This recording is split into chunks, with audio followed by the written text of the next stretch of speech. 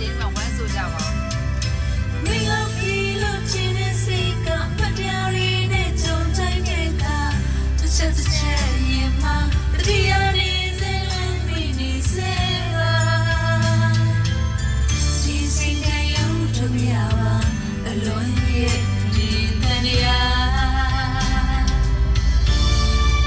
ဒီဝမ်းဆိုကြပါဦးသမီးတို့လည်း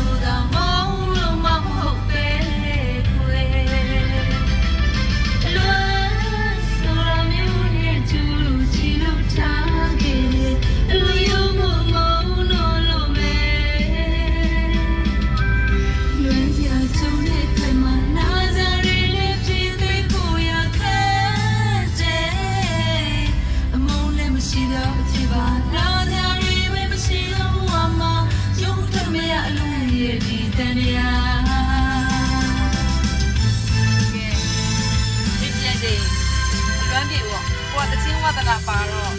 ချင်းလေးနဲ့ဆိုပြီးတော့အလွမ်းပြေးပြီးတော့အမောတွေပြေသွားတာပါကိုတို့ကမှကိုညီမလေးတွေလိုက်ပြီးတော့ဆိုရတာပေါ့အချင်းဝါသနာပါလေတစ်ချစ်သူတွေလည်းဒါလေးနားထောင်ပြီးတော့ဒီနေ့ကအမောများလဲပြေးပြောက်ပါသေးလို့သူတောင်းပေးပါလေဆက်ပြီးတော့နားထောင်ကြည့်အောင်နော်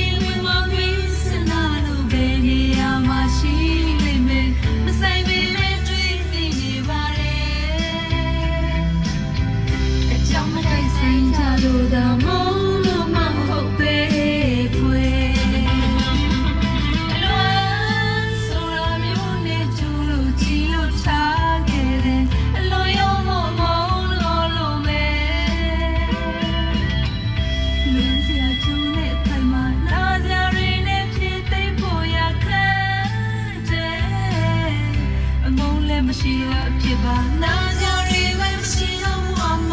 ယုံထမရလွယ်ရဲ့ဒီတန်ရာ